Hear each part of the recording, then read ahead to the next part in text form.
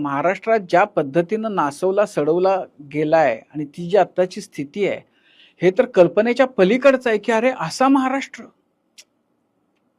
म्हणजे आपण उत्तर प्रदेश, बिहारला आपण हसायचो, नावं ठेवायचो. आपली त्यांच्यापेक्षा जास्त वाईट स्थिती आहे आज. खरंय. करप्शनच्या बद्दल आपण त्यांना बोलायचो, आज काय करप्शन आहे आपल्याकडं.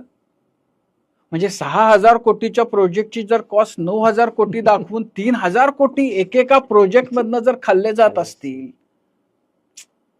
आणि परत तोच मुद्दा की या पैशाचं शेवटी करणार काय. बर, एवढे पैसे खाऊन प्रत्येक मताला तुम्ही पैसे देऊन जेव्हा निवडून येता, म्हणजे आपल्याकडे गावांची काय अवस्था आहे, काय रस्त्यांची स्थिती आहे, काय आरोग्याची व्यवस्था आहे, काय शाळांची स्थिती आहे.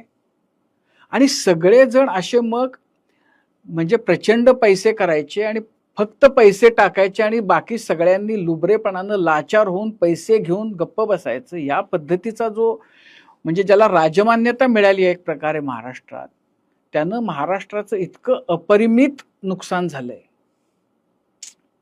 म्हणजे यशवंतराव चव्हाणांनी जेव्हा महाराष्ट्र स्वतंत्र राज्य झालं, त्यांचं सांगलीला भाषण झालं होतं आणि महाराष्ट्र त्यावेळेला इतकं म्हणजे स्वप्न हे होतं की महाराष्ट्र पुढारलेला होताच, सगळ्या क्षेत्रांनी सगळ्या अंगांनी महाराष्ट्र पुढारलेला होता. आणि त्यावेळेला स्वप्न यशवंतरावांचं हे होतं की आपण जिथं आहोत तिथून प्रत्येक क्षेत्रामध्ये आपण वरच्या पायरीवर जावं.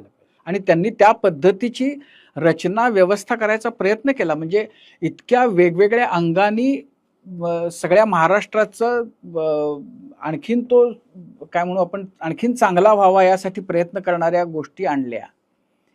त्या भाषणामध्ये सांगलीच्या ते असं म्हणाले होते की मला काही वेळेला असं वाटतं की इतका हा सुंदर महाराष्ट्र याला दृष्ट लागणार नाही ना. आता दिसतंय असं की त्याला दृष्ट लागली का आपणच आपण होऊन जाऊन गटारीत तोंड घालून स्वतःच्या तोंडाला काळं फासून घेतलं, असा प्रश्न वाटावा अशी स्थिती आहे आज. खरं.